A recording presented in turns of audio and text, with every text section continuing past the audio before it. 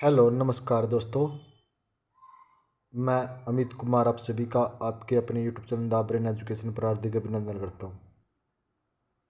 आइए अब सारे अच्छे और अपनी तैयारी को ऐसे ही कंटिन्यू रख रहे हुए भाई आप सभी को पता है कि मैंने ग्रुप डी के लिए एनसीईआरटी का सेशन स्टार्ट किया हुआ है, एनसीईआरटी साइंस का, जिसमें हमने छठी क्लास की कंप्लीट एनसीईआरटी को कवर कर लिया और हमने सातवीं क्लास की एनसीईआरटी के अध्याय नंबर 4 पे चल रहे हैं, जिसका हम पार्ट नंबर 2 कर रहे हैं। इसमें हम उष्मा के बारे में पढ़ रहे हैं। आज ये हमारा कंप्लीट हो जाएगा।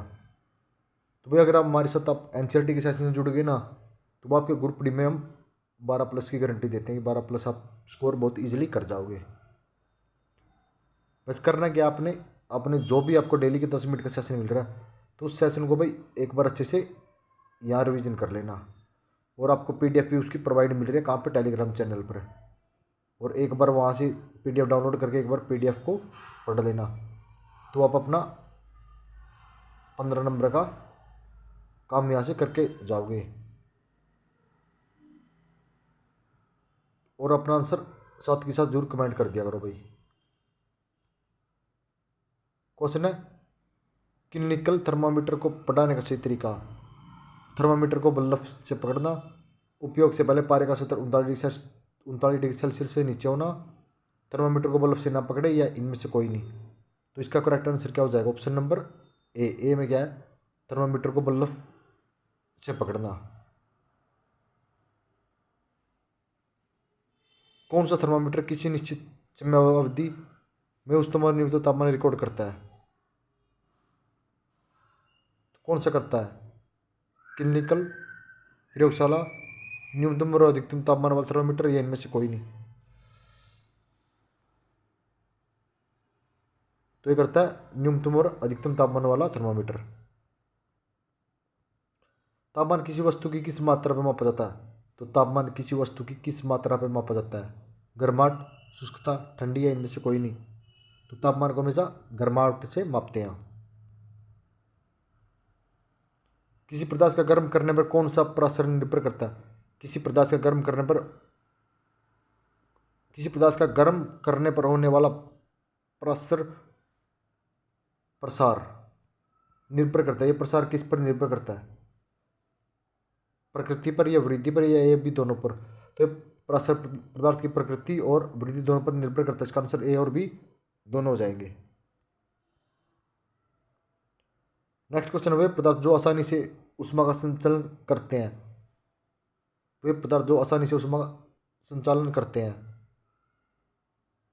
संवहन कहलाते हैं, विकर्ण या चालक, ये इनमें से कोई नहीं। बताओ भाई क्या कहलाते हैं वो? तो वो चालक होते हैं। Option number C. निम्न में से किस थर्मामीटर में पारा होता है? तो थर्मामीटर में पारा पारा पारा एकमात्र द्रव अवस्था में पाई जाने वाली धातु है। ठीक है, नहीं तो आपको पता ही होगा। तो ये क्लिनिकल थर्मामीटर या प्रयोगशाला थर्मामीटर, ये भी दोनों। तो इसका आंसर ए व बी दोनों आ जाएगा। स्थलीय और समुद्री हवा के निर्माण में शामिल घटना। स्थलीय और समुद्री सीमा हवा के निर्माण में चालन, संवहन, विकर्ण, या ये सभी? तो स्थलीय और समुद्री में क्या होता है? संवहन होता है।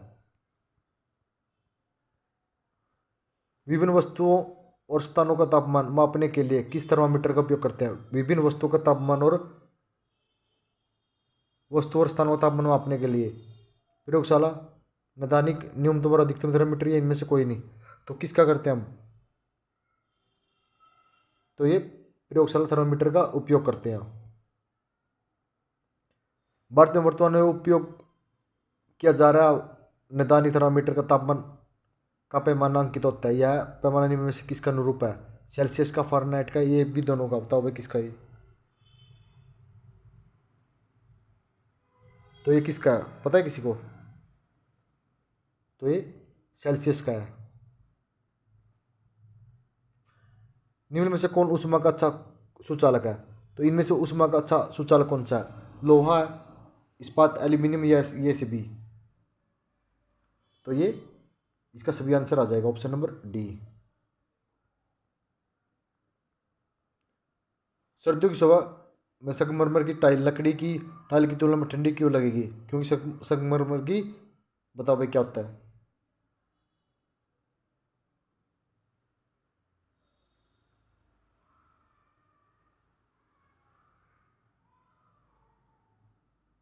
तो लकड़ी की टाइल की तुलना में ऊष्मा की अच्छी सुचालक है। तो ये कहाँ पे है अच्छी सुचालक? ऑप्शन नंबर ए में अच्छी ये बेहतर सुचालक है।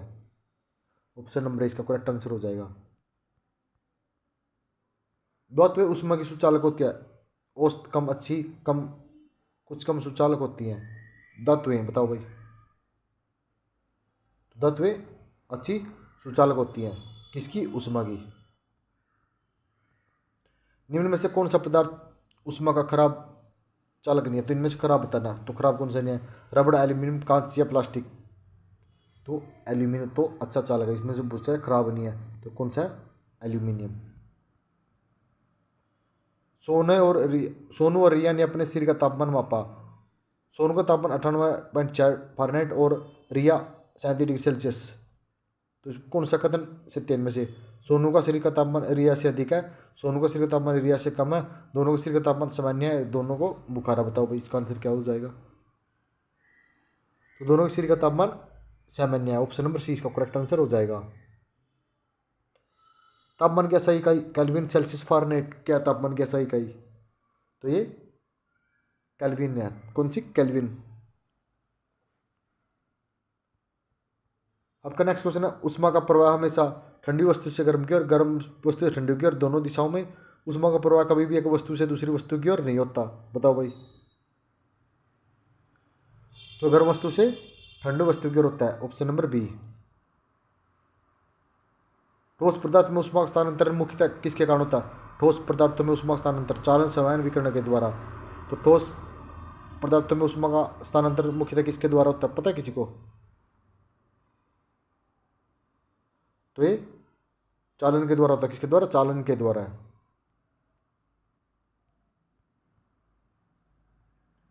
स्थलीय हवा किस दिशा से बहती है? स्थलीय हवा निचली सतह से ऊपरी की ओर, समुद्र से भूमि की ओर, ऊपरी सतह से निचली की ओर, भूमि से समुद्र की ओर। स्थलीय हवा पता है किसी को?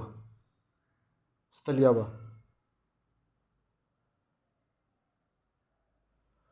स्थलीय हवा सभी को पता होगा ना, भूमि से समुद्र की ओर बहती है। ऊष्मा स्रोत और गर्म की जाने वाली वस्तुओं के बीच बिना किसी संपर्क में ऊष्मा स्थानांतरण की प्रक्रिया, तो इस ये कौन सी प्रक्रिया होती है? पता है किसी को? चालन, संवहन, विकिरण या प्रेरण? तो ये विकिरण प्रक्रिया होती है। एक लकड़ी की चम्मच आइसक्रीम के कप में डुबोया जाता है तो उसका दूसरा सिरा ठंडा नहीं होगा, विकिरण द्वारा ठंडा हो जाएगा, संवहन द्वारा ठंडा हो जाएगा, चालन द्वारा ठंडा हो जाएगा। किसको पता हुआ? तो ये ठंडा होगा ही नहीं।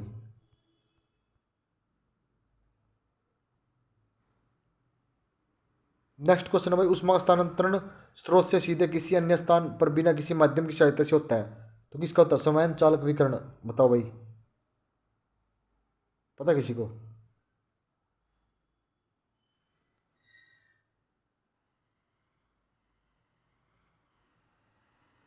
तो ये विकिरण के द्वारा।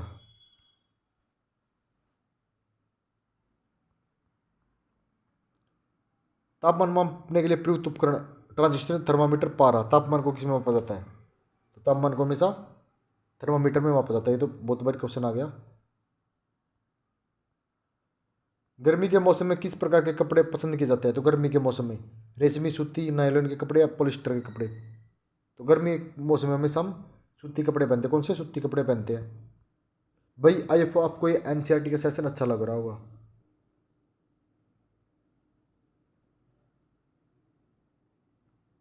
इसमें हम NCERT साइंस करने लग रहे हैं भाई। हम 6 क्लास से लेकर 10वीं क्लास तक की NCERT कर रहे हैं, ठीक है ना। और आपको पता ही होगा कि हमने 6 क्लास की तो कंप्लीट कर ली है और 7 क्लास के भी हमें अध्याय 4 कंप्लीट कर लिए हैं भाई। 6 क्लास के हमें 720 क्वेश्चन किए थे और इसके भी हम 1000 के आसपास क्वेश्चन करेंगे। और 9वीं और 10वीं क्लास की तो NCERT इतनी बेस्ट करवाई जाएगी क्योंकि भाई देखो 6ठी क्लास की आपने NCERT पढ़ी थी, वहाँ से भी 1-2 क्वेश्चन पक्के पूछे गए आज तक, ठीक है ना। 7वीं क्लास का पशुओं में पोषण जिसने भी ये टॉपिक पढ़ा ना, तो एक बार ये टॉपिक पढ़ के देखना जो बच्चा से नहीं जुड़ा। और लास्ट टाइम जो हरियाणा पुलिस का एग्जाम हुआ था एयर ग्रुप डी का, जिसमें पूछा गया था जुगाड़ी, चिचड़ों के रोग, वो सभी क्वेश्चन उसमें मिलेंगे आपको। एक बार जरूर देख के फिर कमेंट करना, ठीक है ना। मिलते हैं नेक्स्ट वीडियो में जल्दी ही। जय हिंद, जय भारत।